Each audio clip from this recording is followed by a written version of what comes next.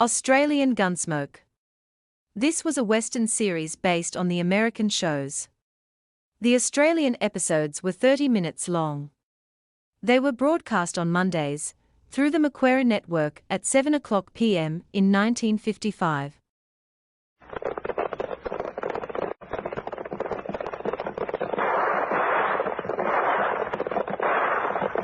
Guns blaze and the action-packed drama of Gunsmoke.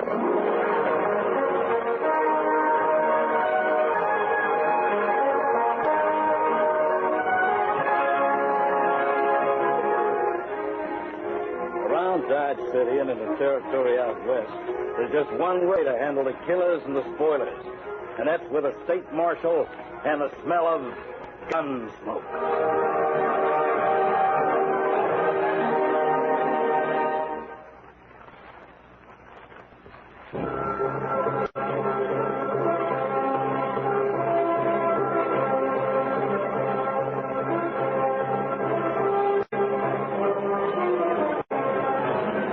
Gunsmoke is the story of the violence that moved west with young America. It's also my story. Me, Matt Morgan, U.S. Marshal. I'm the first man they look for, the last they want to meet. It's a mighty hot day. One of those sweat-filled days when everything's a temper-stretching effort.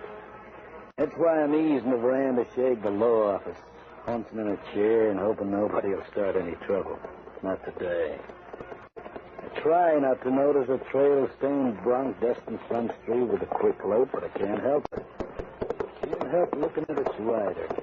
Dried-out individual, a stranger to Dodge. Yeah, there's nothing unusual in that, sure. But didn't you notice his gun holsters? Both empty. Howdy, Marshal. Add silk. Give a man a start coming up close like that. Hey, I see you looking at the rider. Yeah. You know it? No. Stranger, eh? To me. You seen his gun holsters? I did. Don't figure right, Marshal. Fellow with his appearance, lover into a city like this, and both his holsters gaping on account of no gun. Figure right to you? Oh, there could be plenty of explanations, Ed. Plenty. That ain't in dispute. What are you getting at, then? So, our strangers reined in at the gunnies, huh? Guess I'll drift along and have a word with him. Yeah. Kind of curious for sure, ain't it, Marshal? Kind of? Yeah, mind if I drift with you? No, stick around here, Ed. Too hot for you to get involved. Won't be long.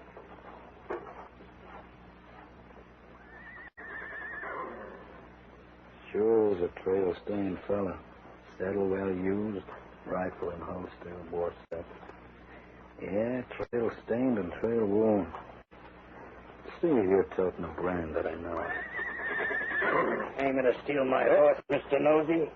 You're the second man to sneak up behind me today. Maybe you're the kind need sneaking up on. What's your name, cowboy? I done wore out a lot, but I got myself a fresh bunch. Want to take a pic?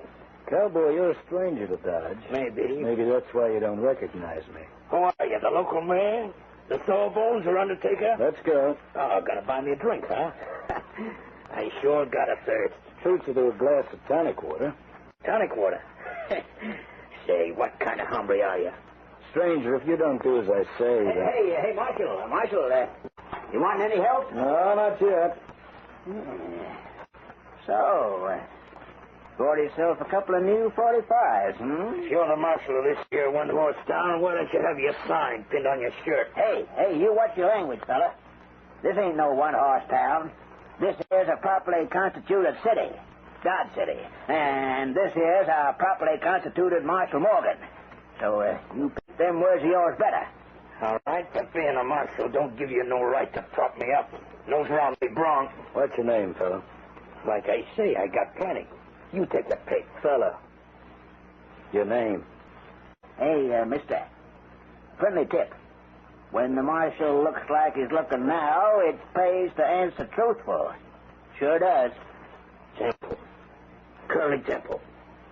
That'll do. Thanks. Now suppose you tell me how come the new smoke bowls, huh? I lost me other two. Don't tell us they just jump out of their sockets on you. I do tell you that's what happened. Where are you from, Curly? All over. Where are you heading? All over. Feeling hot? Enough. Fine. I've got a shady, dark cell guaranteed to cool you off. I warned you, Curly. You ain't taking me in, Marshal. Unless you answer my questions truthfully, I am. Suppose I tell you to poke your nose out of me business, or I'll knock it off like this.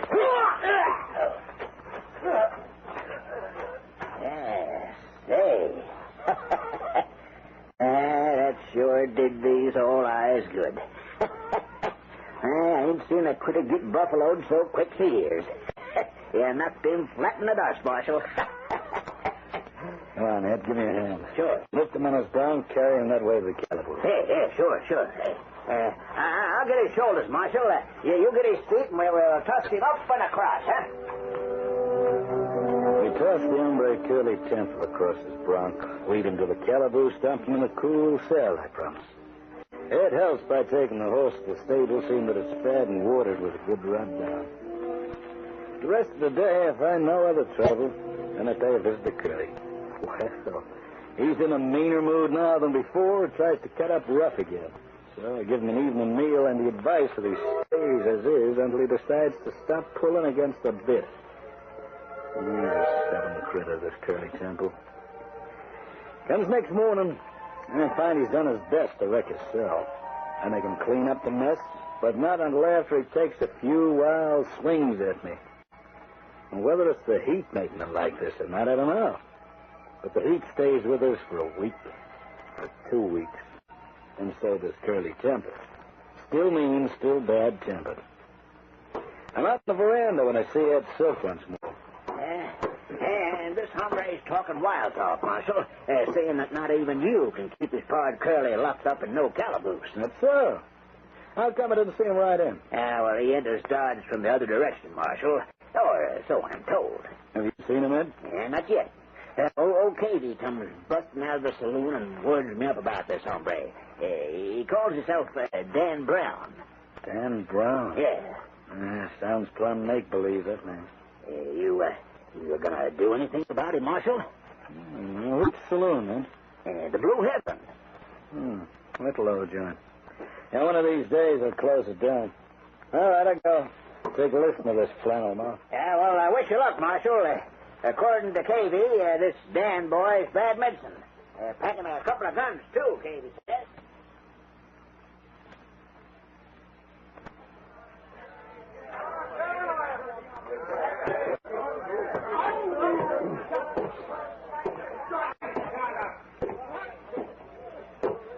Wouldn't have any more if I were you, Dan Brown. You're a local preacher against the man drinking? No, I happen to be the city marshal. Aye, the critter I want to see. Well, you're seeing. Brown's the name I'm using, Dan Brown. But you know that already, huh? He said it a moment ago. All right, you know my name. Now do you know this?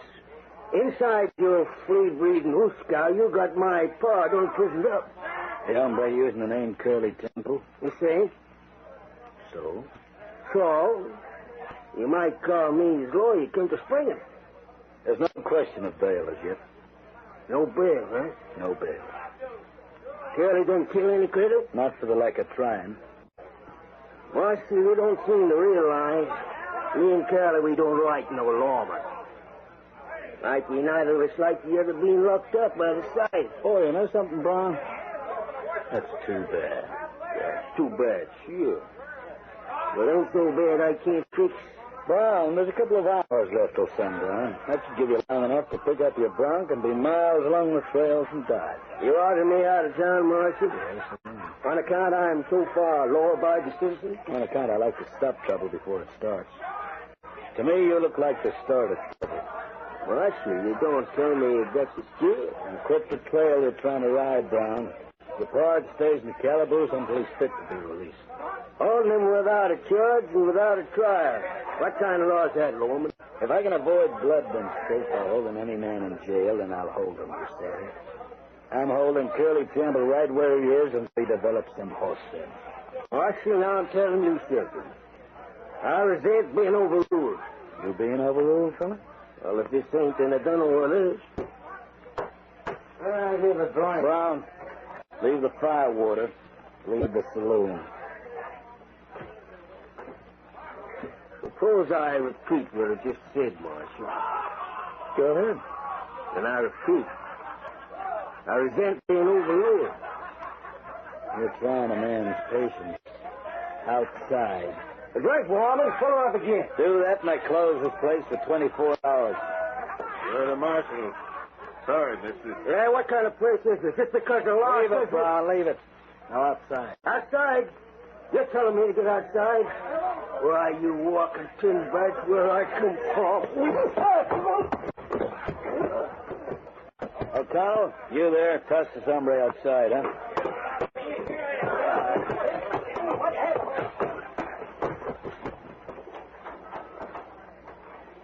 You're gonna take him to the hoose gal, Marshal? Howdy, Ed. Yeah.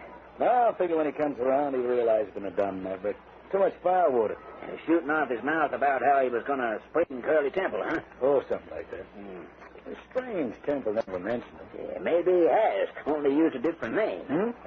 Kinda hasn't caught up with the one this hombre's using right now. You know, his face is familiar. Eh? Could be a certain wonder dodger. Yeah, it could be that. Hey, maybe he's a bandit, huh? Guess I'll drift back to law office and check. Yeah, but what if you find out he is a wanted bandit? He's short of vamoose before you can get back here to him. Well, I'll be on the safe side. I got some of the men to carry him to the law office. Yeah, that's what I'll do. I'll lock him up. Hey, look out, Marshal! Look out!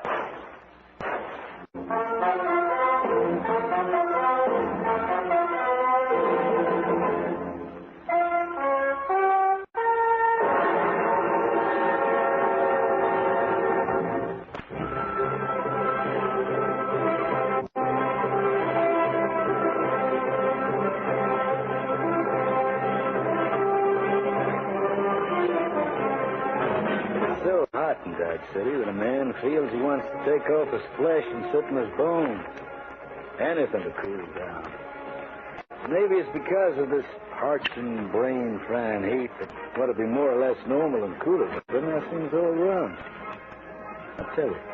Went to Dodge a couple of weeks back riding an hombre calling himself Curly Temple. He totes 2 holsters, but they're empty.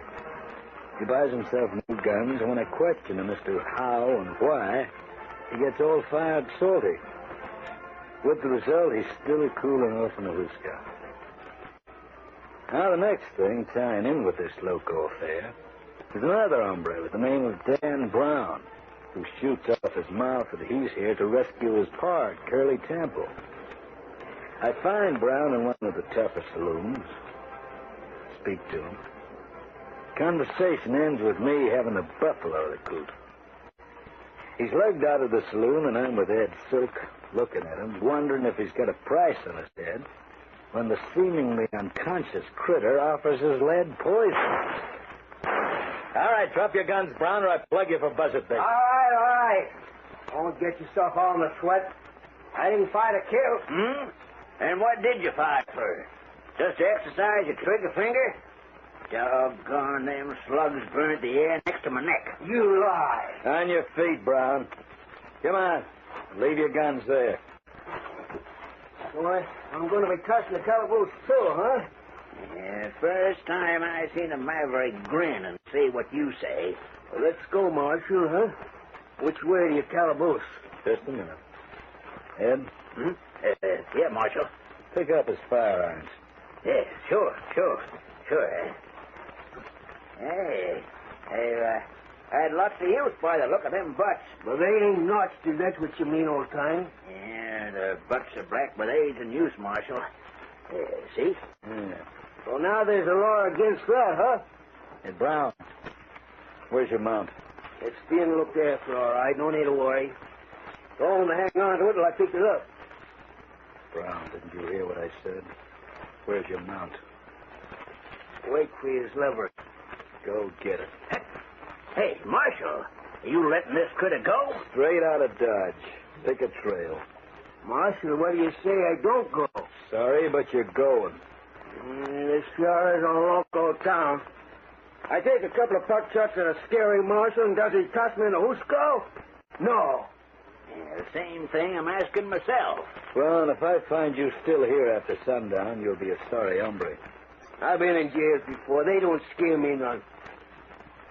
Who's talking about jails? You are. Well, ain't you, Marshal? No, I'm not talking about jails. I'm talking about giving you your guns back. Huh? Why? There's only one way to handle your breed. That's to let you make your play. Doggone. So there's your choice, Brown. You ride out with your hide unpunctured, or you challenge me to the draw. And I still ride out unpunctured. Yeah? What? You ride out? Hey, listen, fella. You ain't seen greased lightning with guns, have you? Sure, I seen greased lightning with guns. Seen it a couple times. Yeah, but you ain't been in Dodge before. Ain't talking about Dodge. No, but I'm talking about the marshal here. I'm talking about myself. What?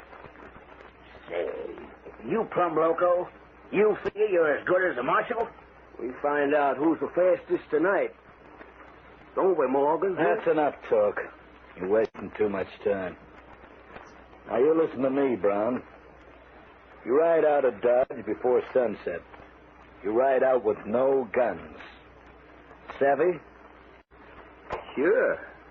I savvy. Okay. Let's go, Ed. I savvy you're scared of me, Marshal Morgan.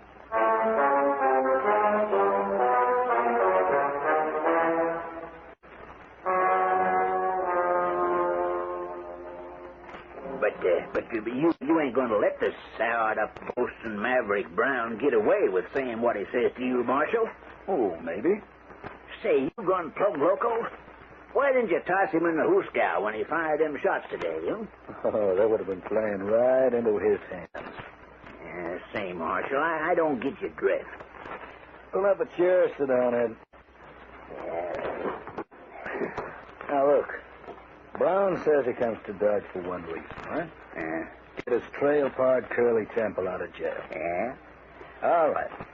Next thing he learns, I've no intention of releasing Curly, not yet. That's right. All right, Ed. Now, what's the best thing for Brown to do? Get himself inside the hoosegow. What? Oh, shucks. Now, listen, the critter's loco, but he ain't that loco wanting to get himself inside the hoosegow. Now, is he, Marshal? That's the way it figures to me. Now, what for did he want to do that, for gosh sakes? It's perfectly simple. Figures, too. You can't be a help to a pard outside of jail. How else can you be a help? By getting inside with him. Well, doggone. I'll be a ringtail bobcat. You mean get inside, and then at the first chance, they pull a break together? Oh, it's been done before. Sure it has. But not to you. Not in Dodge City, Marshal. Well, there's always a first time for everything, Ed. First time? Well, yeah, I guess there is at that. Hey, say, where you going now, Marshal? To see the hombre who started all this, Curly Temple. I still want to know why he rode in without guns.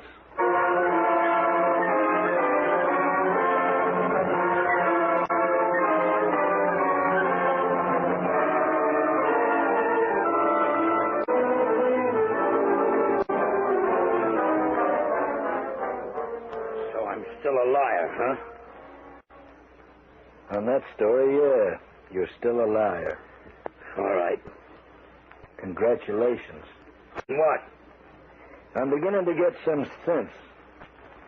Even up to yesterday, if I called you a liar, Curly, you'd be clawing the ceiling by now. Maybe.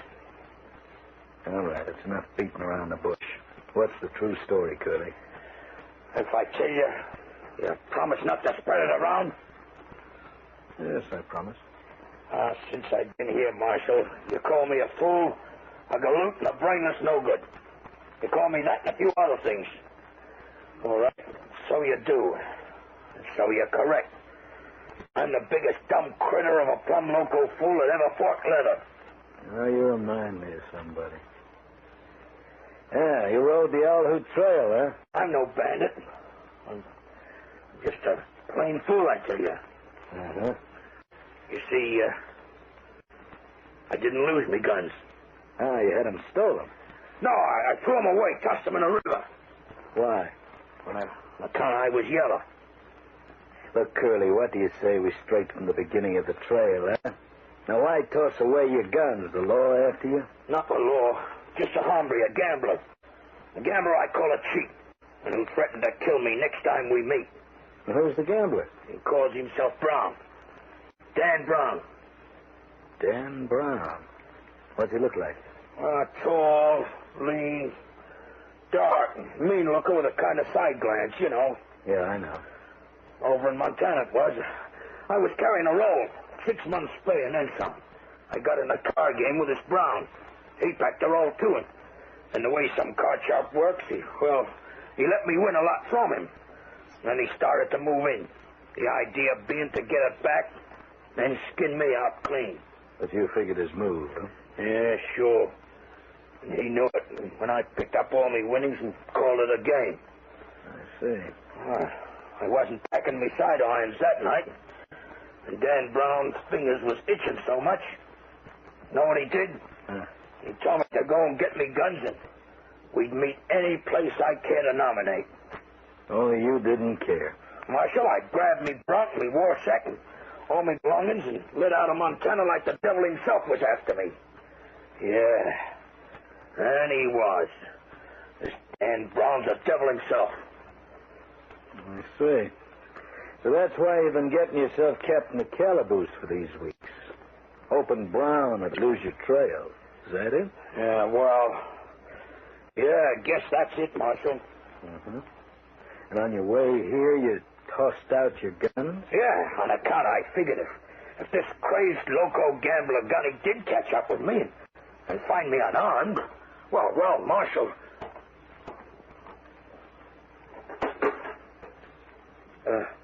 Hey, well, what are you doing? You letting me free? Yes, I am. Well, why the sudden change of mind, Marshal? Guess the taxpayers of Dodge has fed and sheltered a yellow dog long enough. Huh? Fan the breeze. Oh, now, look, You Marshal. look. You go and look at Wakefield's livery. Anyone will show you where it is. And you go and look there. My horse there, huh? And your pard. My pard? Hey, me, I ain't got no pard. The fella you're riding out of town with. The one calling himself Brown. Dan Brown. Huh? Oh, don't forget to pick up your new guns.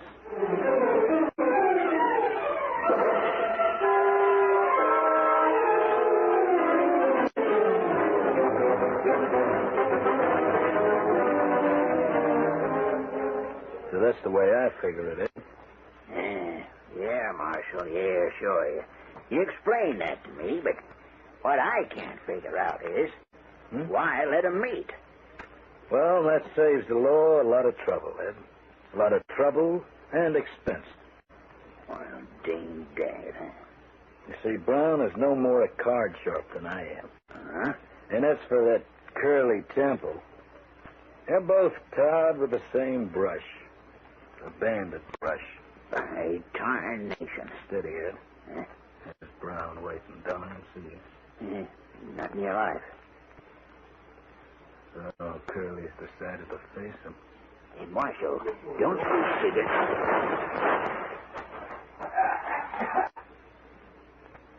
Yes, Ed? Don't I figure what? Nothing. They dead? Oh, they'll live for the trial. I don't know. It's sure a cunning scheme you notioned out. Well, it's quite simple, Ed, really. You know, when I found those wanted dodgers, the whole story kind of unfolded. Temple and Brown were pards until they pulled a bank robbery together. Now, they had a fight over splitting the loot. Temple knocked out Brown, grabbed all the loot and forked leather, but in doing it, he lost his guns. Yeah. He knew that Brown would trail him, so he decided to hide the loot, go into hiding himself. And where better but in jail? So in jail he's going again, only this time with his pard, and they're going to stay there for a long, long time.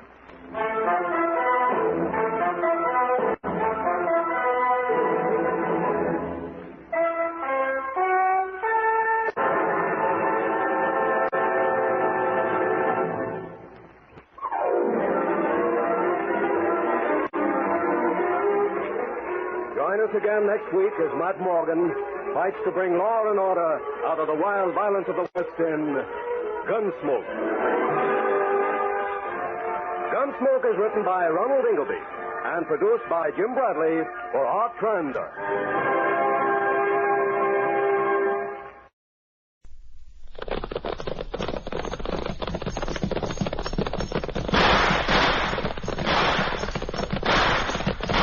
Guns blaze in the action-packed drama of Gunsmoke.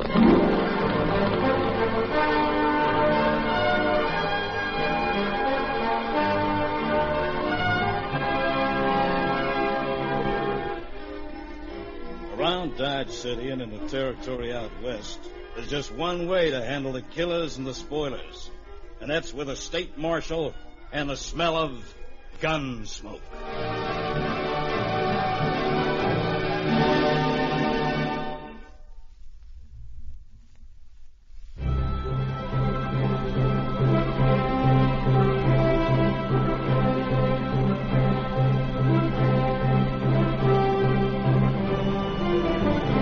Gunsmoke is the story of the violence that moved west with young America. It's also my story. Me, Matt Morgan, U.S. Marshal. I'm the first man they look for, the last they want to meet. And you get it where a man isn't looking. Stumbles on another he don't want to look at. So fans the breeze straight for me. Double talk? Well, it's what happens to a sodbuster by the name of Beckhouse. This Beckhouse is riding into Dodge from along the 3 Mile. Though it's early morning, the sun's warm on his back. Warm and soothing, he says later. That's why he's not paying any attention to where his bronk's looking. The bronk looks, props, and Beckhouse takes a tumble. You pesky flea-bitten critter. What for you want to go toss a man like that? I ain't gonna let you go till you stop playing and acting up like gone old-fired local. Say, you want me to kick some horse sense into you? Or don't you class yourself no horse? What in the all-fired tarnation's wrong with... Say... For the first time, this Beckhouse looks towards the side of the trail, looks at a small depression. What he sees isn't pretty. When hombres, law-abiding hombres like Beckhouse see this kind of thing that isn't pretty, they all head for the same place.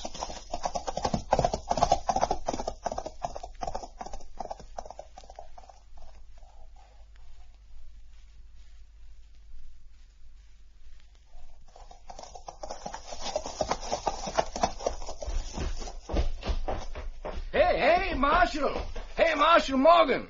I didn't do it, but I sure found him. Yes, sir, back along the 3 Mile, lying in a kind of shallow he is. A plumb nice hunk of buzzard bait.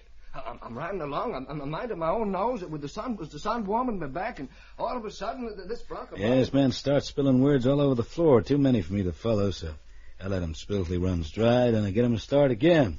Ask him his name.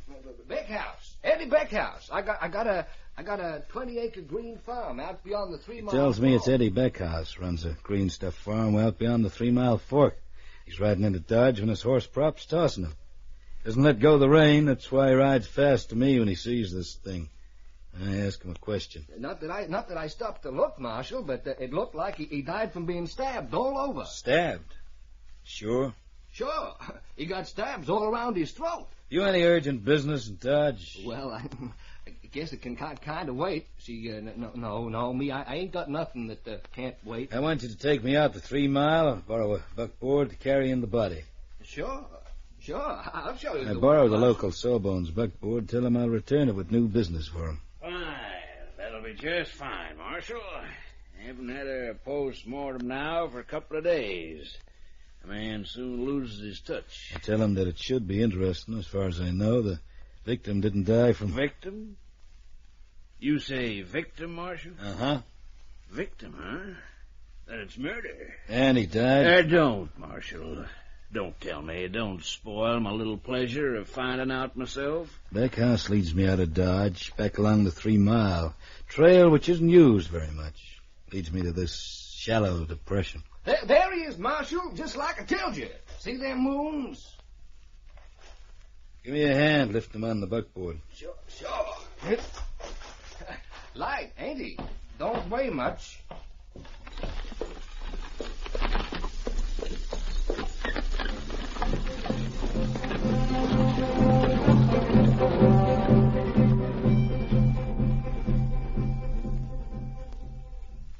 You finished yet, Doc? Marshal Morgan. Yes, I finished. Not as interesting as I'd hoped, but interesting enough. The man died from the effects of stabbing. 7 times the knife went in. Second one, there, being the fatal wound. Cut artery. Meaning he must have bled a lot. A little, if my examination is conclusive. By that, I mean, if he died from the second stab wound, then it was fairly fast. Therefore, not very much blood. But enough to show up. You mean in the ground, the dust? Is that what you mean? Uh-huh. Enough. Well, that means he wasn't killed where we found him. He was killed someplace else, taken out the 3 Mile and dumped. Could be. Could very well be. And, judging from the lack of fluids collected, died from the stab severing the artery. Therefore, he... more than enough. Well, there's not much of a chance of picking up any tracks out there. I had a good look around. Nothing to go on. You note this man's hands, Marshal, their condition. White and soft, no calluses. Therefore, I would say this man had been a gambler. You found nothing by which to make identification? No, nothing. Nor did I. Interesting. Well, you can do but one thing. Invite the populace to view the remains. Perhaps someone, a man... I do that. I spread the word around Dodge that the Doc has a body the law wants identified.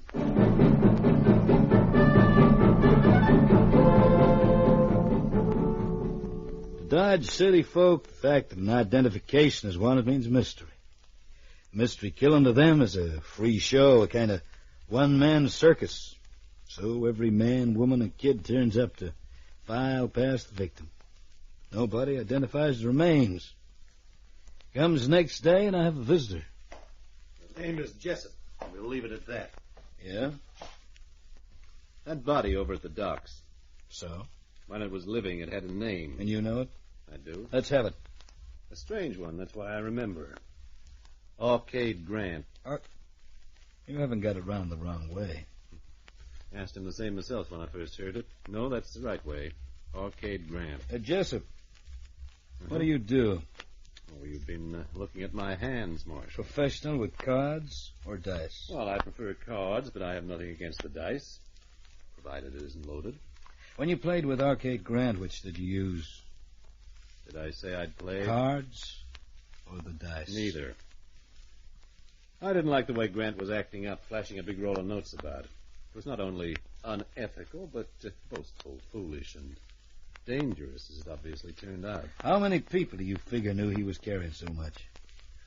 Do you know Ma Hyacinth's boarding house? One of the places I'd like to close up. Well, no man would be stupid enough to cheat at cards or dice, not with Ma Hyacinth around. You staying there? I was. Figure I'll move on over to Wichita. When I say so, Jessup. Marshal, does that mean I'm under suspicion? Just means I'd like to have you around for a while, that's all. You can leave Dodge some other time. Mm-hmm. And if I claim my rights as a free citizen? I'll toss you into Huskow on the charge of attempting to obstruct the law. Well, in that case, I'll see if Ma Hyacinth can let me have my room back. If I'm wanted, you'll... I walk around to Ma Hyacinth's boarding house with Jessup. It's a one-story clapboard building in the tougher section of Dodge. A rooming house which provides not only board and eats, but also liquor and gambling facilities. Jessup gets his room, then I get Ma Hyacinth's full attention. Sure you got nothing on me, Morgan, so beat it. And take your bed someplace else where won't upset customers. Sit down, Ma. In my own place? You're telling me to sit down in my own place? Yes. Oh. My, ain't the Lord busy these days, walking around telling gentle ladies what to do. Ma, yesterday, why didn't you take a walk? Like where to, youngster? Like around at Doc's place? Ain't got no time for darks. When I'm sick, I use the same liniments as my poor mother used on my poor Patty. Like around the Doc's place to identify one of your customers? Master Morgan, what are you aiming at, huh? Well, I'm always aiming at when there's a killing.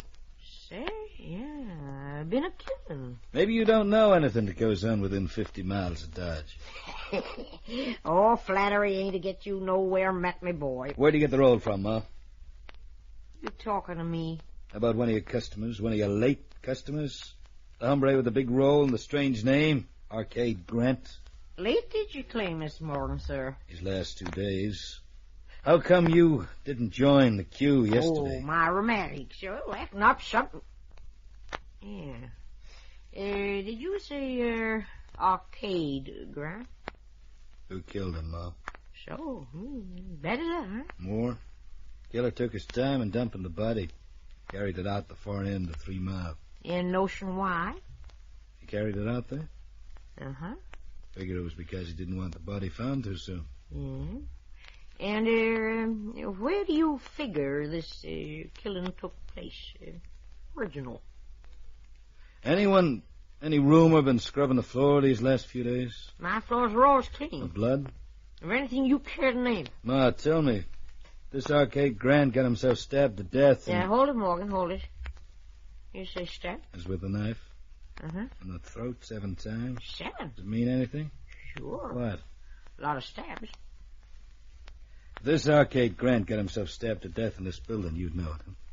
Huh? Well, if I'm around, sure. If I ain't around, no. If this Arcade Grant won a roll too big to jump over, you'd know it? You didn't win no roll in this place. How can you be sure? On account of, I get 10% kick-in on all. All right, Ma. You know everything. Suppose you tell me about that shooting.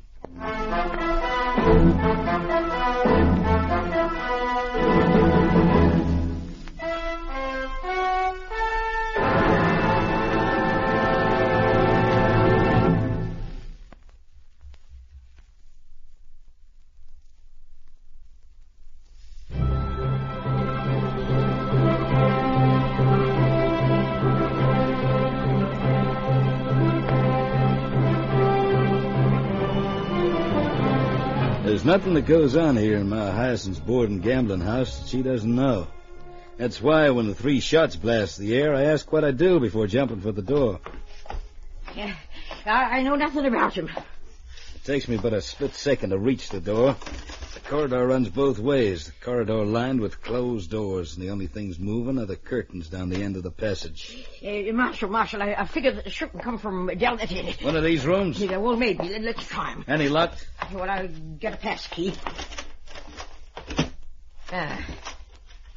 As usual. This time of day, there ain't nobody using their rooms. They're either in the big card room or in the bar or out someplace. Locked, huh? Yeah, it's puzzling. Make with the pass key, Ma. A pass key? Oh, yeah, sure. Got it in a string round my neck. Now then, you look the other way while I pull it out. All right, you can turn back. Come on. Well, I'm doing the best I can. So? Well, there's one thing I'll say for him. He paid his rent in advance. Whoever got him fired from outside. Yeah, that's what an hombre gets for keeping the window open. Jessup had this room before, didn't he? You was here when I gives it back to him today. Did he tell people he'd intended leaving Dodge? Marshal Morgan. There's some things I know, and there's some things I don't.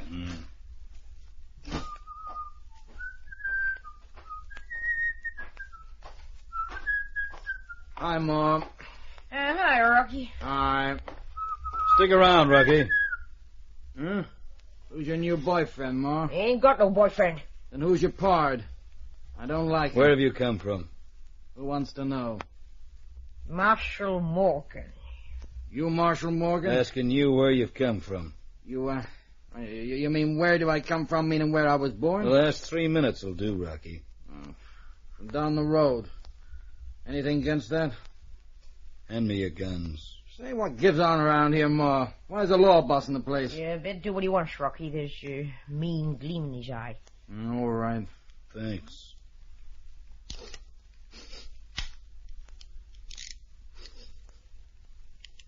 Okay, you can holster 'em. Thanks, I'm sure. Whereabouts down the road? Well, I figure that's my private business, lawman. Not anymore. Then, I'd rather not say. Yeah, Rocky, Jessup's just got himself shot. Jessup? Yeah. Too bad. How far down the road? Now, look, Ma, I swear it's the first time I played down there, preferring, as you know, this place, but, well, I was at the roulette. Kaufman's roulette. We'll go into that later. Well, I didn't win nothing, so there ain't no 10% for you. You come straight from Kaufman's to here? Well, go check on it, lawman. I'm in the clear, so just go check on it. I ain't the only hombre around this place, lawman. Yeah, well, I don't know about that career, Rocky. One of them hotheads, gets himself into more than a couple of fights. Known to use a knife? Mr. Met, Marshal Morgan. I guess I've done enough talk today with you. So long. You get your own way out.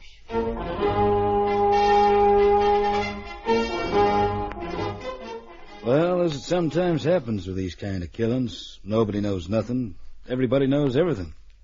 Which is why I find myself getting the local printer to run off a pile of wanted dodgers for me, offering $100 reward for information on either the Grant or Jessup killing, or both. I have them plastered up all over the city. Make investigations, get no place. Then I have a visitor, one Rocky. And, so I figured, Marshal, that you should know about him. About this hombre Lennox and the critter Smythe. Both flashing a lot of money around, huh? Well, I've seen him for a long time, but never they got so much on him at the one time. I see. Did they know either of the dead men? Why don't you ask him? Ain't I done enough coming to the law already? Oh, sure, thanks. Yeah, well, I guess that's all, Marshal. Uh-huh. Okay. Don't let Ma know I've been here, will you, huh? No, I won't. Of course, if you do, or she finds out, she'll want 10% of the $100 reward. Well, let's worry about that if and when you collect it. Huh? Oh, well, sure. That's all right. Well, so long, Marshal. I'll let the cowpuncher go. I drift myself, not for a drink, but towards Ma Hazen's place. I find her in. Ask where I'm likely to come up against Lennox and Smythe. And she's in one of her moods. Yeah. Finding and locating folk. Ain't that part of your duty as a lawman, Mr. Marshal Morgan, boy? Watch yourself tonight, Ma. I'm in the same mood as yourself. Nothing is funny. I need cheering up. One of the things that would do that is to close this place. Now, you get it? Yeah. Well, Lennox, he's still out. But Smythe ain't. Room number 11, along there. Don't go tell him I said so. I walk quietly along the dim corridor. I tread the floor close to the wall to stop any boards from creaking. Number 11 is near where the corridor makes a turn. The door isn't locked. Say, what? I'll reach for your gun, Smythe. What's that? The law. Sit down. The law, huh? Oh, yeah, I recognize you now, the lamp shining on your face. All right. The law says sit down, I sit down. So now what's the law say, Marshal? Where'd you get the roll you've been flashing around? My, ain't the law nosy.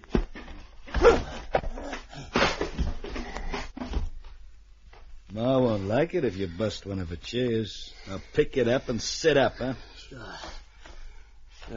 Like I was some... All right. I forget it, Marshal. You've forgotten what I asked? I got the money from Lennox. You know Lennox? A cowpuncher like me. For the past 12 months or so, I've been loaning him money. And, well, paid it back, that's all. All at once? Yeah, all at once. Someone die and leave him a small fortune. What I know? Where'd he get it from? Look, if you... Hey, listen. You hear that, Marshal? Lennox. A lazy critter. Never bothers to walk around the place and in along the corridor. Gets in through his windows instead. What number? 2 doors down. This side.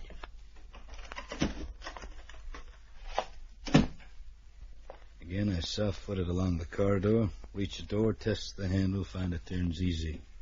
And I give it a little shove. Opens quietly.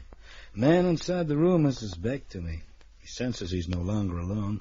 Spins around, a hand grabbing for his gun. Leave it! What the blazes? Take it easy.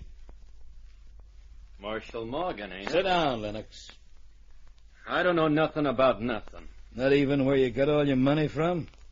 Even the money you paid Smythe? Ever heard of a game of cards called poker? Sure. You're riding the wrong trail, Marshal. I know what's on your mind. I read them dodges of yours plastered up. But like I say, I don't know nothing about nothing. But you're telling me who you played poker with, aren't you, Lennox? Who lost so much money to you? Ain't nothing in the law books to say I got to. You want to tell me the hard way, maybe? All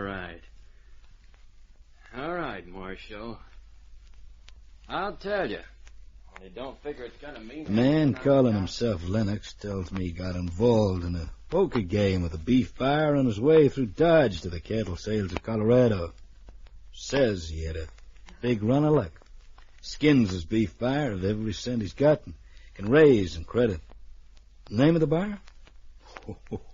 Lennox can't remember.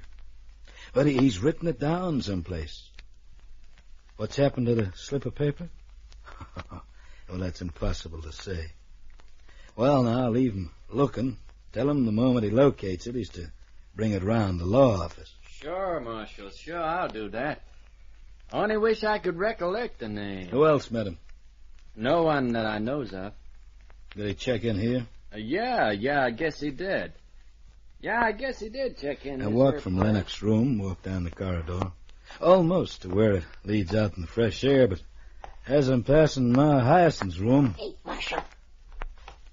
Yeah? Inside. You want to pay out them $100 reward? Provided I'm given information leading to the arrest of whoever killed Grant Jessup. Well, listen. You figure it the same as I do, that Grant was killed for his money and Jessup on account of his talk with the law. Plenty have talked with me about the Grant business is still on top of the ground. Yeah, but only one identified Grant.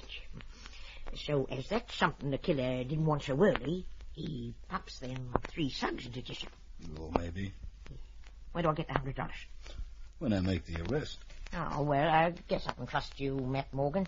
Now, look, when you was talking with Lennox, you know what I was doing? Listening. And a good job I was on account of that Lennox filled you right up here with a pack of lies. About the cattle buyer? Listen, this critter Lennox, he tells you he reads them wanted dodgers, right? Sure. Yeah, and then he tells you next that he wrote down the name of the cattle buyer. Yeah? Yeah, well, that's what I say. Lennox is an all-fired plumb liar. How? How? On account that coyote can't write and he can't read. But these do it for me. Yeah!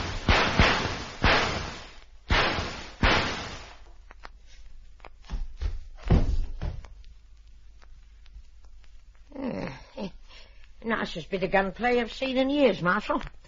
Thanks, Ma. Yes, sir. So nice, I figure it's worth paying for. How would you like 10% of my reward, huh?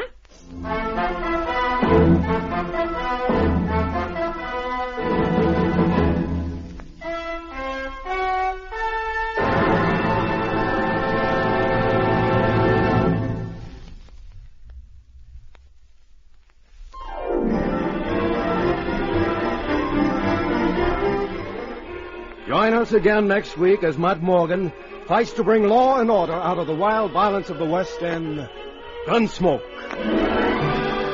Gunsmoke is written by Ronald Ingleby and produced by Jim Bradley for Art Transit.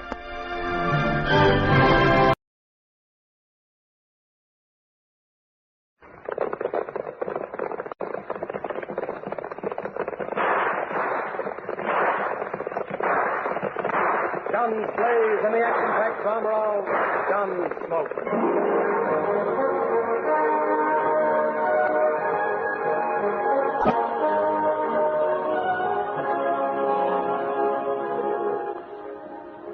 Around Dodge City and in the territory out west, there's just one way to handle the killers and the spoilers, and that's with a state marshal and the smell of gun smoke.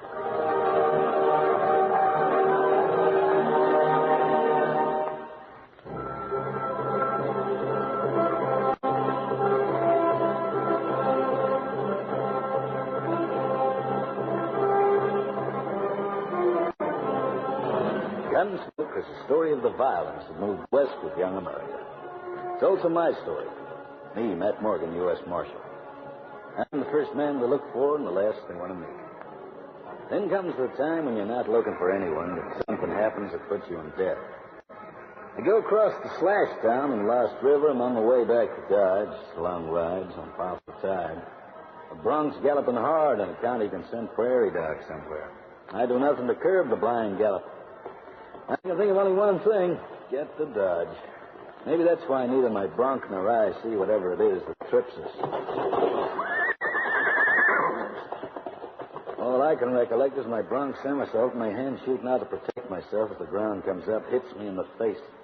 I don't hear my bronc after its feet gallop away, nor do I hear the reason why it gallops away. I guess I know nothing about the next 15 minutes or so.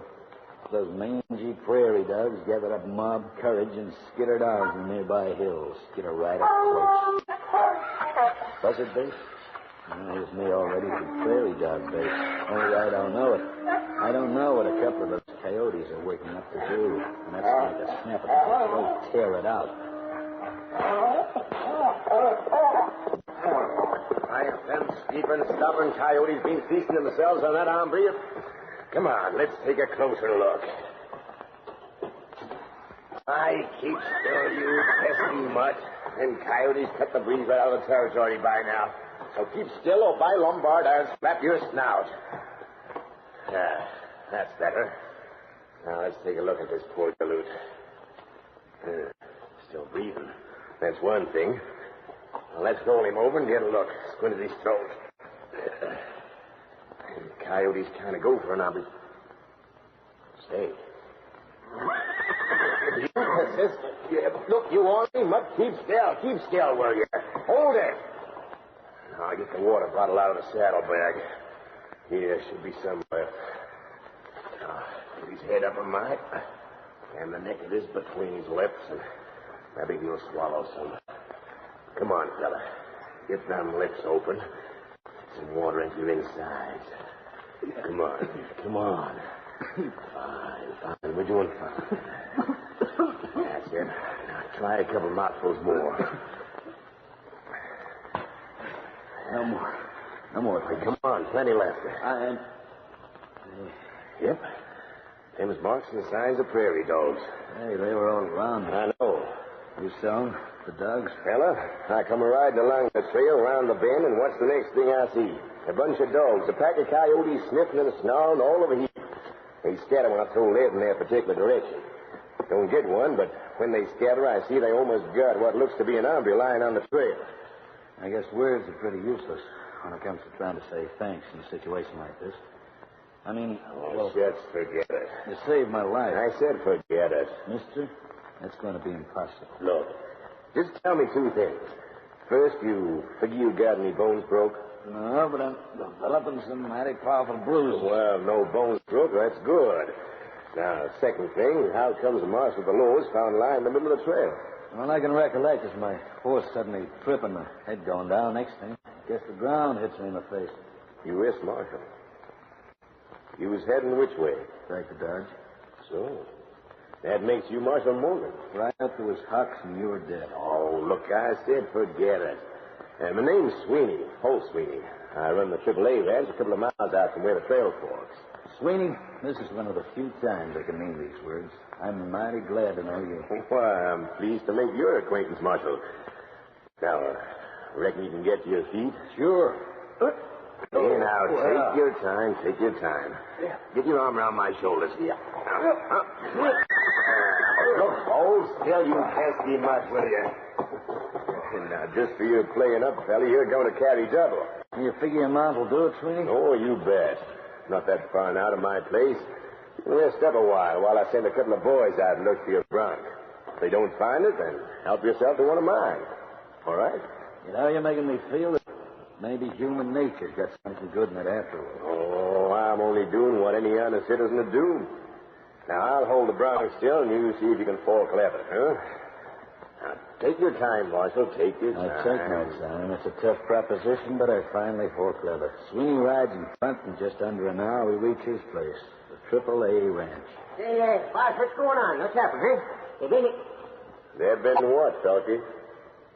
Trouble? Why, ain't you never seen a marshal before? Why, don't take no notice of him, Marshal Morgan. Felky's an old frontier, Annie, but plenty law-abiding. All right, Talkie, give the marshal a hand down. What?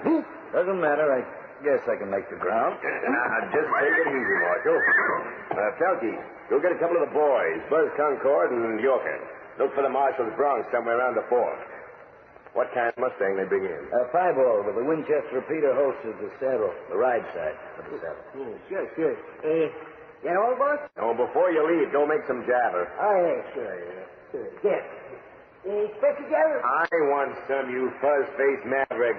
Go on, get to it, pronto. I don't want to make sure it's not home. Why, this way, Marshal, in through. Sweeney helps me into the main ranch house. Big, rambling place, timber and adobe.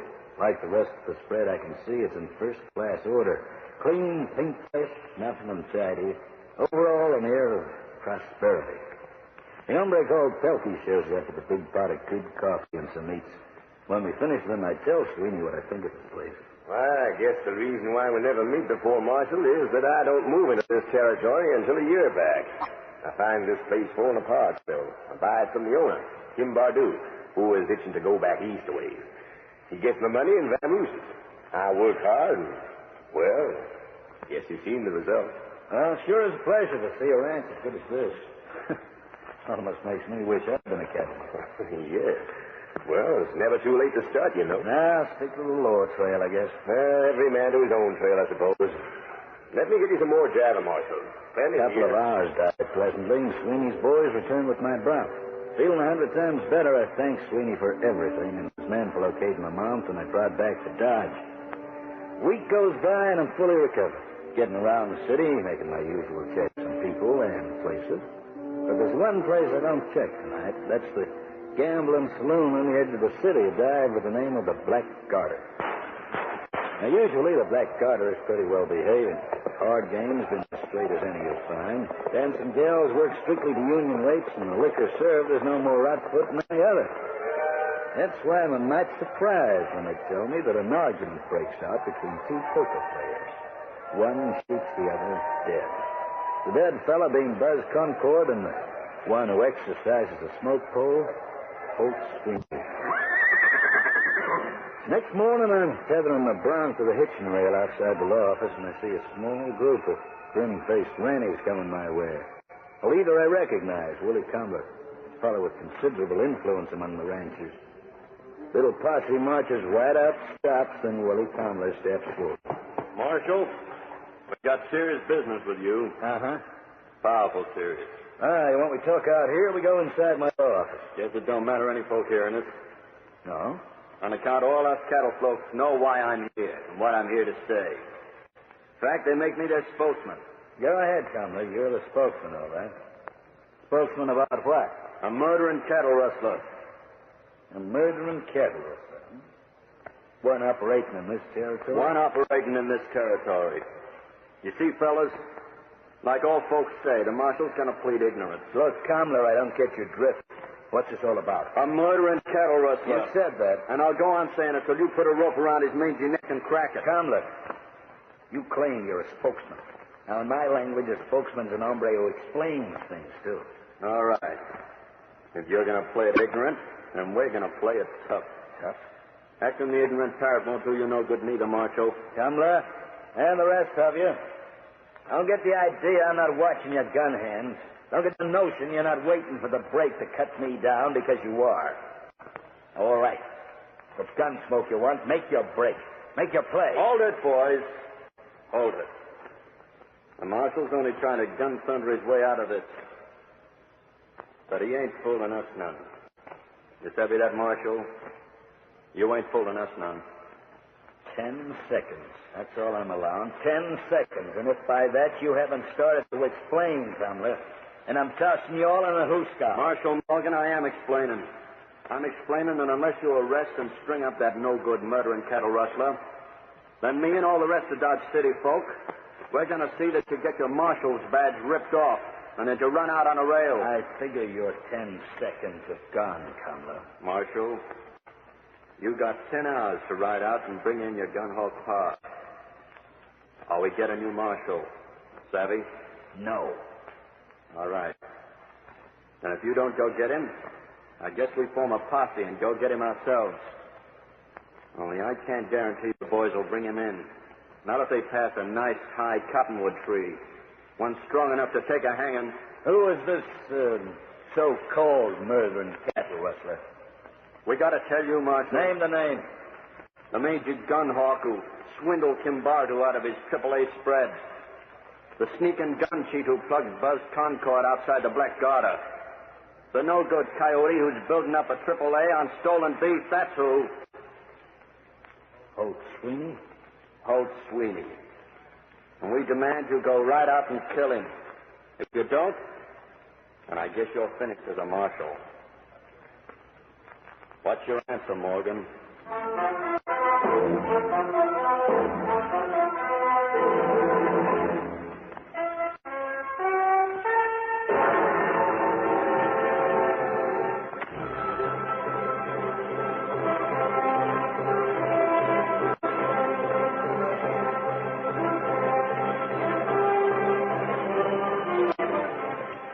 Well, Morgan, what's your answer?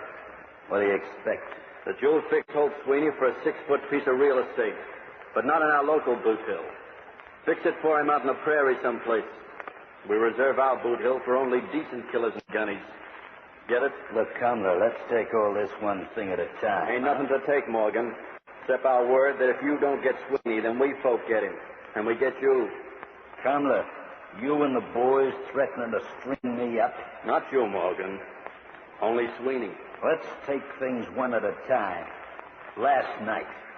Buzz Concord steps out of the Black Garter and steps right into 3 slugs from Sweeney's gun. Anyone see Sweeney shoot Concord? They was playing cards together, and Concord cleans him out. Sweeney figures to equalize it by dry gulching Concord later. You got it all wrong. Morgan, Sweeney was sighted coming away from there right after the shooting, and nobody else was around. Sir? So Buzz Concord was a fast hombre with his guns. And when he was found lying there dead on the sidewalk, his guns wasn't even out of their holsters. And savvy this, Morgan, Buzz Concord was faster than Holt Sweeney. He shot him without warning. You're saying Sweeney murdered Concord? Ain't saying, Morgan.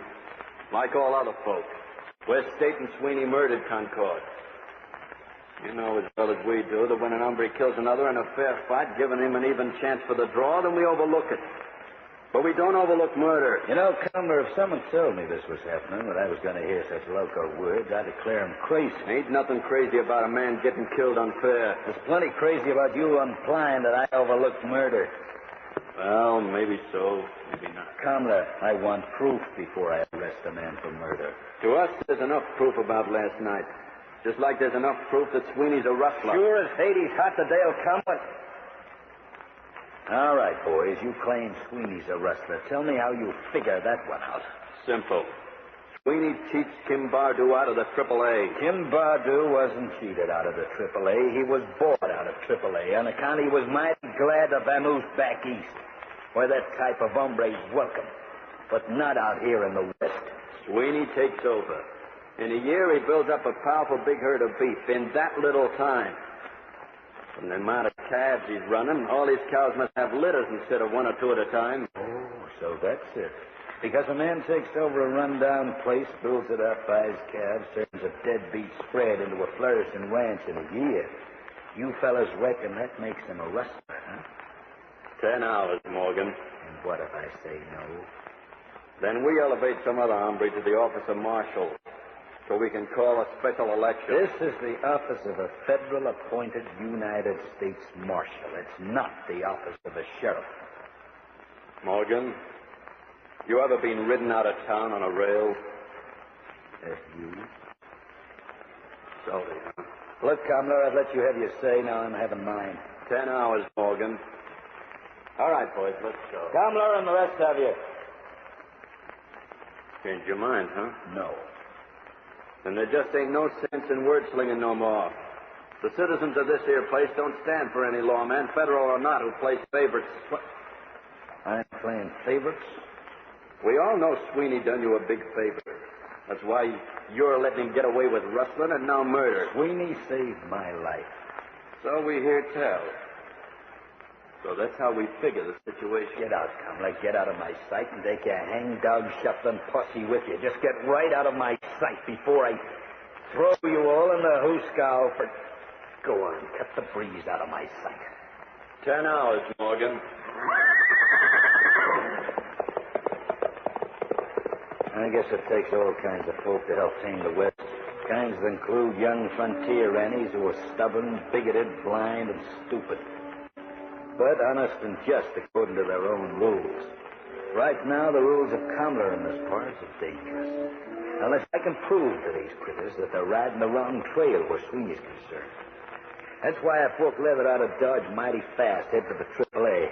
To me, there's only one way to handle a situation created by Comler, and that's to show him and his pards how completely impossible are their accusations.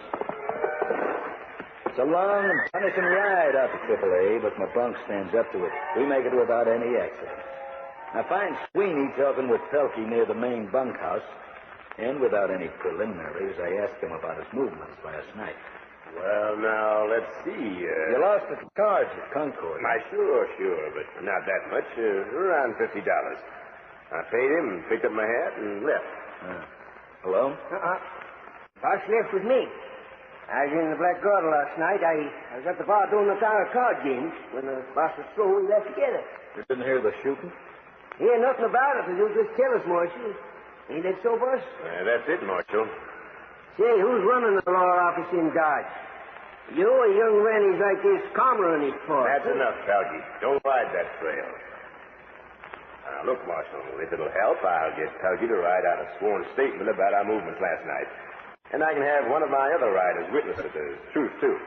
He didn't say anything about him. No, Pelkey and I picked him up straight after we left the Black Garter. He'd ridden in to see his gal, Jeannie Williams. One of the dancers, her night up, you know. All right. Well, let's have the statement, Congressman, yeah? Sure. Anything to help the law. Ain't that so, Pelkey? If I was toting a law badge, I wouldn't stand anything sorry like this from nobody. I just cut him down. Well, these fresh young frontier rannies have to be handled carefully. That's my word. Marshal, ain't there a charge I can bring against Comler and his buddy? Such as false accusation or something like that? I mean, he is now recalling me a murderer and a rustler. Now we're getting too soft these days, boss. Why don't we buckle on our guns and go right after this Comler and his rannies, huh? Freedom to reduce your hot lead. Them galoots cause more trouble than they would. There'll be no trouble of that kind, Pelkey. Try it and you'll be dealing direct with me. What makes you figure that it's me, Marshal? Hey, Pelkey, you want me to pin your ears back? Just take it easy, fella, that's all. Gonna scare you none, Marshal? You scare me? Don't I scare you none like them rannies got you scared? Why, you dumb critter. Now, look, Sweeney, let's just get the statement fixed and I'll ride back to Dodge. Sure. Come on, Pelkey. On your feet. It's gonna cost you plenty, boss. Cost you plenty. Don't take no notice of him, Marshal. Let's go inside, get some riding paper and things.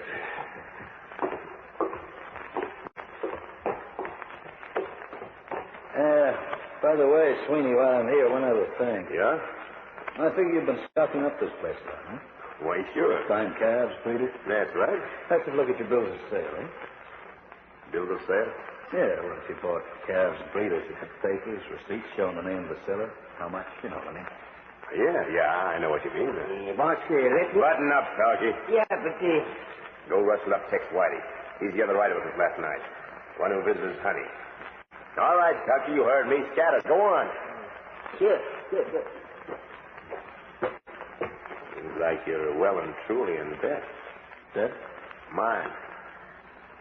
Now, what would happen if I didn't give you a statement? Sure, I know you're dead. This counter on these cards, they sure are stubborn. Not accepting your word, demanding proof. Don't that make you a sort of liar, Leroy? The statement, bills of sale, that's all I need. Now, what do you reckon I'm searching for? Oh, doggone it, I could have sworn I had them all neat and tidy someplace. And where's your office, Sweeney? Don't you have one? Nope, not got around to fixing one yet. Say, look, take a look through them bundles, will you? Maybe they got shuffled there. Uh-huh. Oh, you dropped some, Marshal. Oh, sure. Hey, Tucky, we got work to do. Tell why you need him, too. Both of you, pronto. That's when my brum tells me the last thing I recollect is the ground coming up and hitting me in the face. So now the last thing I recollect is the floor coming up and hitting me. I don't feel nor hear Sweeney, Pelkey, and the other hombre pick me up, carry me out to a barn, tie me good and tight with rope, and use my own bandana as a mouth gag. Nor do I hear the three of them fork leather from AAA. What I do feel is a gigantic throb in my head, a burning agony in my arms and legs with the ropes cut off circulation. And what I hear is myself behind the gag, calling myself for all the galoots this side of tarnation. Well, I started to struggle hard against the rope and quit fast. I calmed down, take a close look around. Sight against the far wall, an empty bottle lying on the ground. I copy the arching movement of a snake, reach the bottle with my feet, lift the, bring the spurs down hard. Inside the barn, boys. There's someone inside the barn. All right. Come on out, reaching for the cloud. If you don't come out, then we'll set this barn on fire. I try yelling, but I make hardly a throat rustle. So I don't wait to use the broken bottle and the rope. I start arching again, only this time towards the barn door. We're going to count 3. If you ain't showing yourself by then, we start roasting you no-good coyotes. I reach the door, twist around, bend my knees, kick at the door. The door busts out. There's Cumler in his parts, goggle-eyed. Hey, it's Matt Morgan. All right, you fellas, get them ropes off him. Get them off. They cut the ropes. I spit out the bandana. I tell them what happens. One of the men with Cumler locates my bunk. Rustle up my guns with their fellas, start casting around, looking for Sweeney's trail. Shower of rain falls just before Sweeney and his 2 gun folks ride off, so it's enough to leave the tracks of the 3 horses plain for us to follow.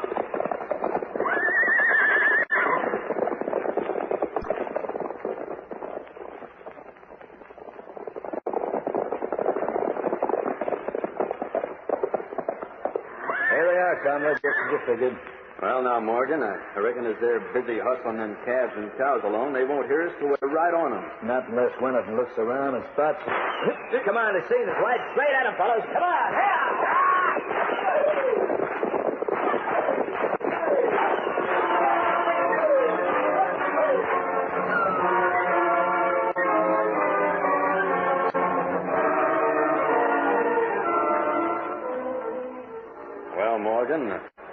Marshal Morgan, I guess we've been right stuffing. I have, Cumler. Because Sweeney saved my life, I let my attitude get warped. Well, anyway, Sweeney confessed to both the killing and the rustling, so... Yeah, he confessed. Like I confessed. I was wrong. Well, Dick, maybe we was all wrong. Who isn't once in a while?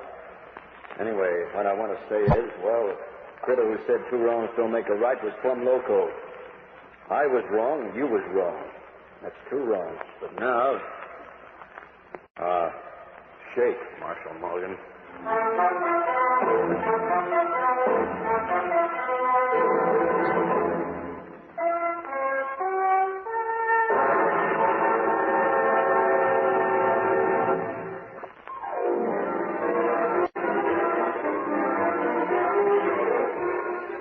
Join us again next week as Matt Morgan fights to bring law and order out of the wild violence of the West End, Gunsmoke. Gunsmoke is written by Ronald Ingleby and produced by Jim Bradley for Art Transit.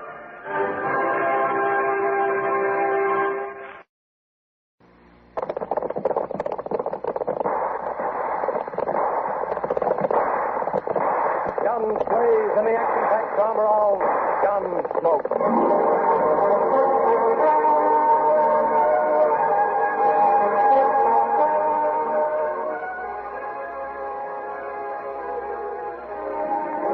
Around Dodge City and in the territory out west, there's just one way to handle the killers and the spoilers. And that's with a state marshal and the smell of gun smoke.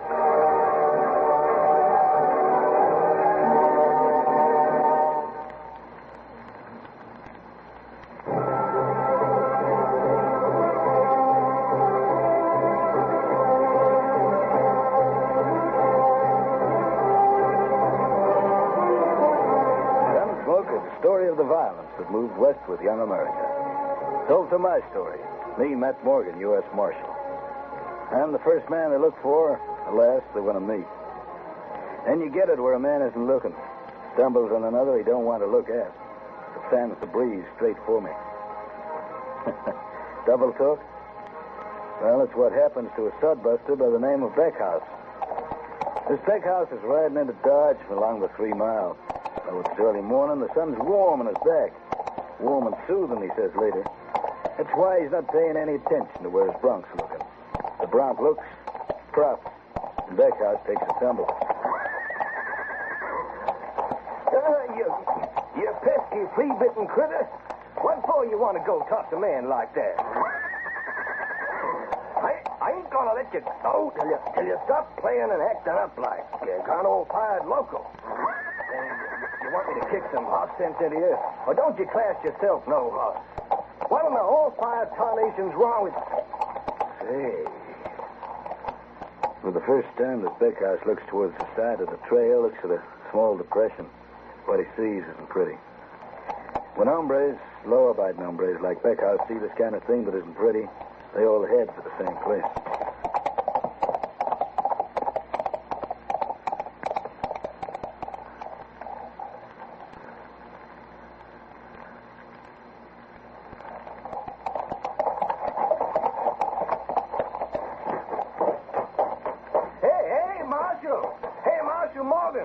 I didn't do it, but I sure found him. Yes, sir. Back along the 3 Mile. Lying in the kind of shallow he is. A plumb nice hunk of buzzard bait. I'm riding along. I'm minding my own nose with the sun warming my back, and all of a sudden this bronco... Yes, man starts spilling words all over the floor. Too many for me to follow, so I let him spill till he runs dry, then I get him to start again. Ask him his name. Beckhouse. Eddie Beckhouse. I got a 20-acre green farm out beyond the 3 Mile. Tells me it's Eddie Beckhouse runs a green stuff farm out beyond the 3 Mile Fork. He's riding into Dodge when his horse props tossing him. Doesn't let go of the rein. That's why he rides fast to me when he sees this thing. I asked him a question. Not that I stopped to look, Marshal, but it looked like he died from being stabbed all over. Stabbed? Sure? Sure. He got stabbed all around his throat. You any urgent business in Dodge? Well, I guess it can kind of wait. See, no, me, I ain't got nothing that can't wait. I want you to take me out to 3 Mile, borrow a buckboard to carry in the body. Sure. I'll show you. I borrow the local sawbones buckboard, tell him I'll return it with new business for him. That'll be just fine, Marshal. I haven't had a post-mortem now for a couple of days. The man soon loses his touch. I tell him that it should be interesting. As far as I know, the victim didn't die from... Victim? You say victim, Marshal? Uh-huh. Victim, huh? That it's murder. And he died? Don't, Marshal. Don't tell me. Don't spoil my little pleasure of finding out myself. Beckhouse leads me out of Dodge, back along the 3 Mile. Trail which isn't used very much. Leads me to this shallow depression. There he is, Marshal, just like I told you. See them moons? Give me a hand. Lift him on the buckboard. Sure. Light, ain't he? Don't weigh much.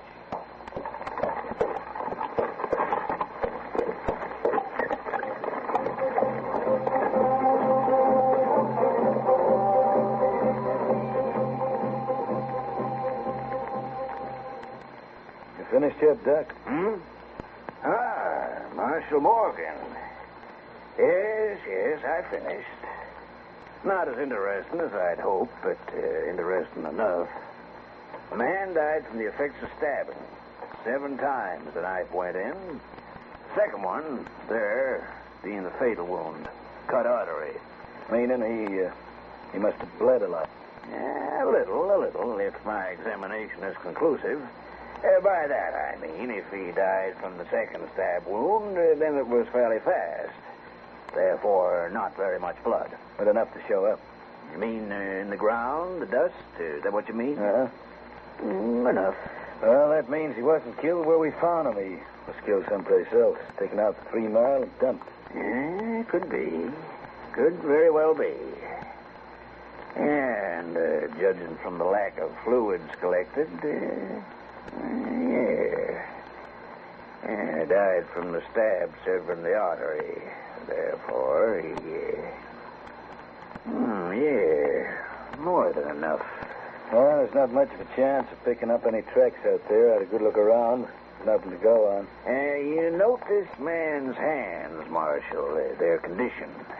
They're white and soft, no calluses. Therefore, I would say this man had been a gambler. You found nothing by which to make identification? No, nothing. Nor did I. Interesting. Well, you can do but one thing. Invite the populace to view the remains. Perhaps someone, a man, or I do that. I spread the word around Dodge that the doc has a body the law wants identified.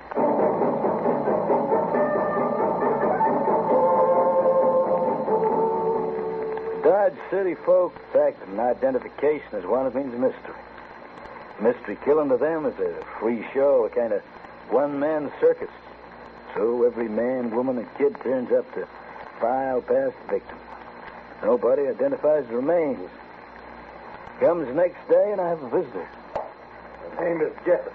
We'll leave it at that. Yeah? That body over at the dock. So? When it was living, it had a name. And you know it? I do. Let's have it. A strange one. That's why I remember it. Arcade Grant. You haven't got it round the wrong way. Asked him the same myself when I first heard it. No, that's the right way. Arcade Grant. Jessup, what do you do? Oh, you've been looking at my hands, Marshal. Professional with cards or dice? Well, I prefer cards, but I have nothing against the dice, provided it isn't loaded. When you played with Arcade Grant, which did you use?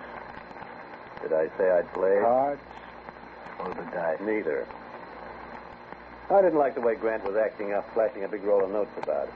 It was not only unethical, but boastful, foolish, and dangerous, as it obviously turned out. How many people do you figure knew he was carrying so much? Do you know Ma Hyacinth's boarding house?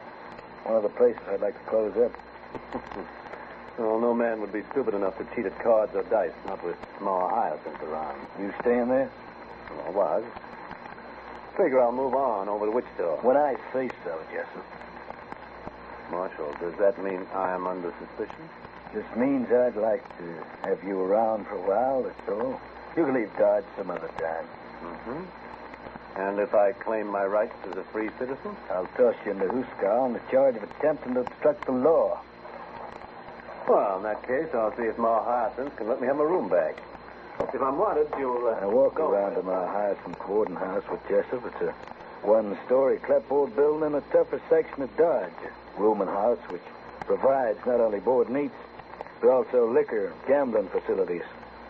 Jessup gets his room, then I get Ma Hyacinth's full attention. So you got nothing on me, Morgan, so beat it. And take your bed someplace else where we won't fit customers. Sit down, Ma. In the old place? You're telling me to sit down or in the old places? Yes. No. My, ain't the Lord busy these days, walking around telling gentle ladies what to do. Ma, yesterday, why didn't you take a walk? Like you're... Where to, youngster? Like around at Doc's place? Ain't got no time for docs. When I'm sick, I use the same liniments as my poor mother used on my poor Patty. Like around at Doc's place to identify one of your customers? Master Morgan, what are you aiming at, huh? Well, I'm always aiming at when there's a killing. Yeah, I've been a killing. Maybe you don't know anything that goes on within 50 miles of Dodge. Oh, flattery ain't to get you nowhere, met me boy. Where'd you get the roll from, Ma? You're talking to me. About one of your customers, one of your late customers? The hombre with the big roll and the strange name, Arcade Grant. Late did you claim this morning, sir? These last 2 days. How come you didn't join the queue yesterday? Oh, my romantic, sir. That's not something.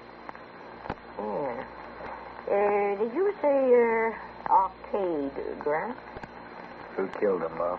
So, better that, huh? More? Killer took his time and dumping the body. Carried it out the far end of 3 miles. Any notion why? He carried it out there? Uh-huh. Figured it was because he didn't want the body found too soon. Yeah. And, where do you figure this, killing took place?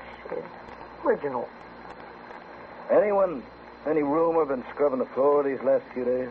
My floor's raw as king. Blood? Is there anything you care to name? Ma, tell me. This Arcade Grant got himself stabbed to death. Yeah, hold it, Morgan, hold it.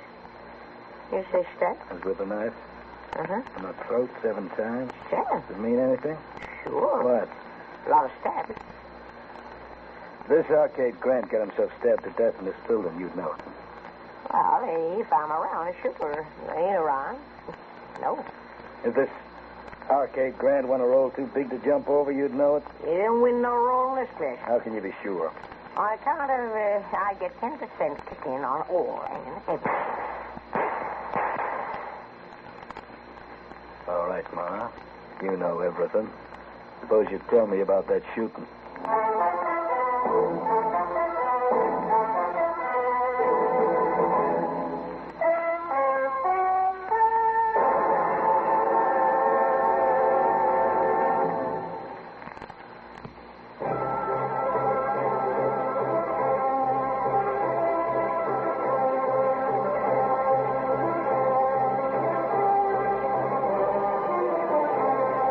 Nothing that goes on here in Ma Hyacinth's board and gambling house that she doesn't know.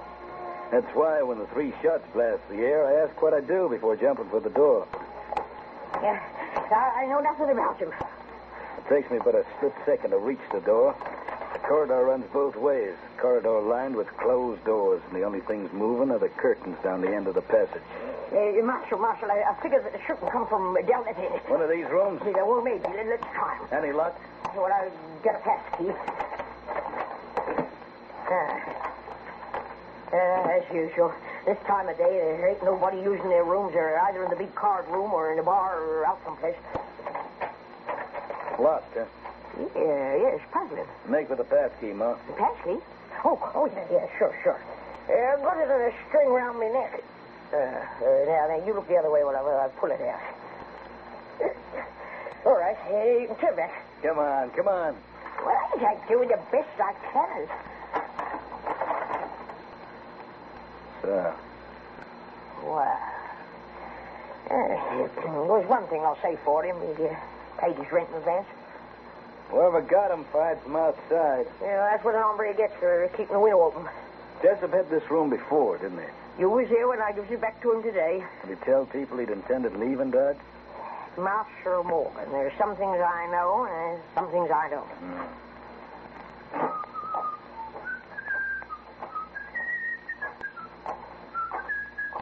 Hi, Mom. Hi, Rocky. Hi. Stick around, Rocky. Huh? Who's your new boyfriend, Ma? He ain't got no boyfriend. Then who's your pard? I don't like it. Where have you come from? Who wants to know? Marshal Morgan. You Marshal Morgan? Asking you where you come from. You mean where do I come from, meaning where I was born? The last 3 minutes will do, Rocky. From down the road. Anything against that? Hand me your guns. Say, what gives on around here, Ma? Why's the law busting the place? Better do what he wants, Rocky. There's mean gleam in his eye. All right. Thanks.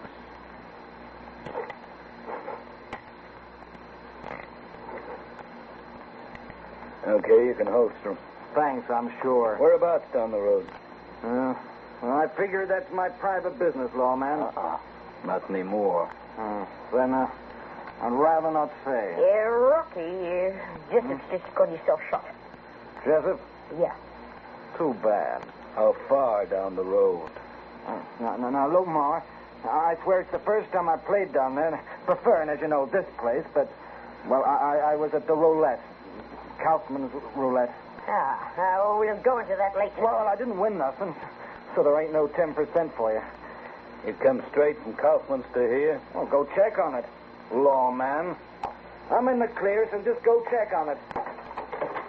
I ain't the only hombre around this place, lawman. Yeah, well, I don't know about that clear, Rocky. One of them hotheads, you know, gets himself into more than a couple of sticks. Known to use a knife? Mr. Marshal Bob. I guess I done enough talk today with you. So long. Get your own way out.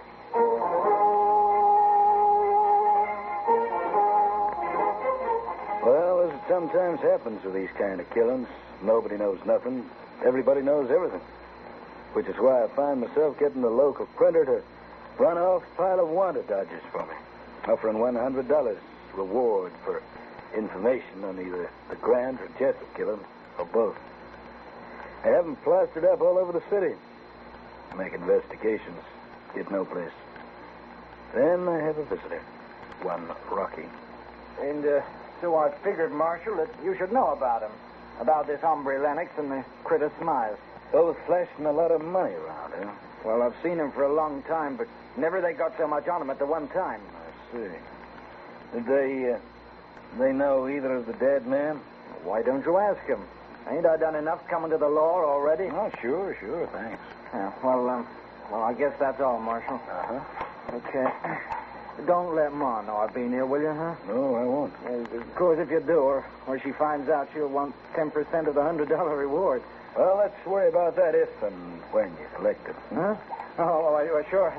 That's all right. Well, so long, Marshal. I let the cowpuncher go. I drift myself, not for a drink, but towards Ma Hazen's place. I find her in. Ask where I'm likely to come up against Lennox and Smythe. Well, she's in one of her moods. Yeah. Finding and locating folk. Ain't that part of your duty as a lawman, Mr. Marshal Borden boy? Watch yourself tonight, Ma. I'm in the same mood as yourself. Nothing is funny. I need cheering up. One of the things that would do that is to close this place. Now, you get it?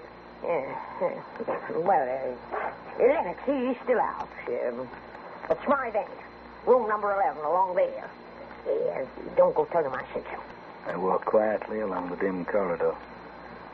Tread the floor close to the wall to stop any board from creaking. Number 11 is near where the corridor makes a turn. The door isn't locked. Say, Now, reach for your gun, Smythe. What's that? The law. Sit down. The law, huh? Oh, yeah, I recognize you now, the lamp shine on your face. All right. The law says sit down, I'd sit down. So now what's the law say, Marshal? Where'd you get the roll you've been flashing around? My, ain't the law knows it.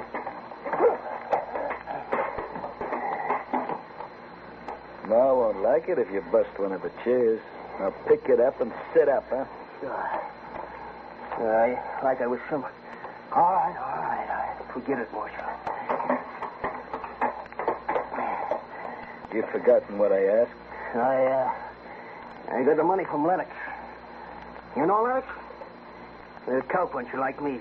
For the past 12 months or so, I've been loaning him money. And, well, he paid it back. That's all. All at once? Yeah, all at once. Someone die and leave him a small fortune. What I know? Where'd he get it from? Look at it. You hear that, Marshal? Lennox. Lazy critter. Never bothers to walk around the place and in along the corridor. Gets in through his windows instead. What number? 2 doors down. This side.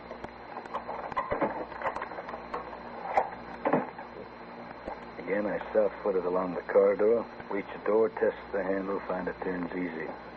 And I give it a little shove. Opens quietly. Man inside the room has his back to me. He senses he's no longer alone. Spins around, a hand grabbing for his gun. Leave it. What the police? Take it easy. Marshal Morgan, ain't Sit it? down, Lennox. I don't know nothing about nothing. Not even where you got all your money from? Even the money you paid Smythe? Ever heard of a game of cards, tall poker? Sure. You're riding the wrong trail, Marshal. I know what's on your mind. I read them dodges of yours plastered up. But like I say, I don't know nothing about nothing. But you're telling me who you played poker with, aren't you, Lennox? Who lost so much money to you? Ain't nothing in the law books to say I got to. You want to tell me the hard way, maybe? All right. All right, Marshal. I'll tell you. Only don't figure it's gonna mean A man calling himself Lennox tells me he got involved in a poker game with a beef buyer on his way through Dodge to the cattle sales of Colorado. Says he had a big run of luck.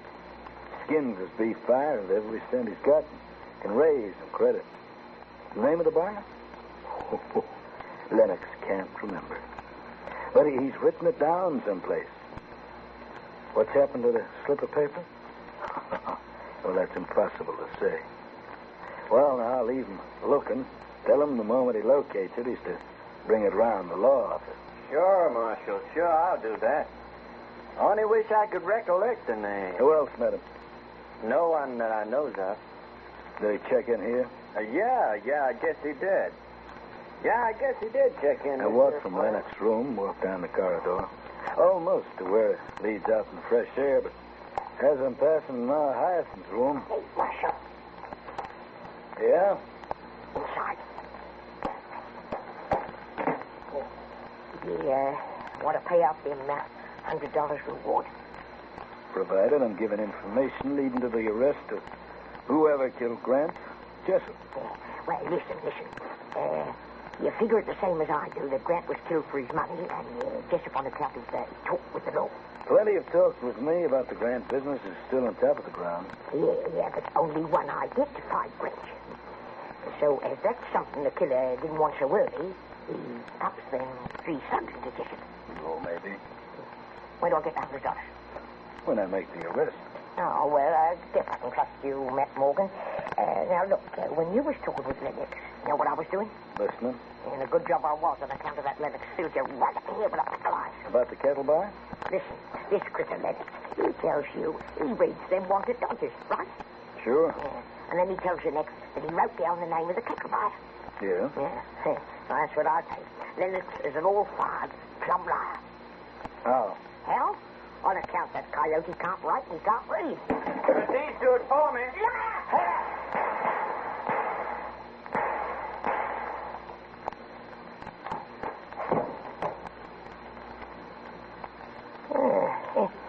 Nicest bit of gunplay I've seen in years, Marshal. Thanks, Father. Yes, sir. So nice, I figure it's worth paying for. How would you like 10% of my reward, huh?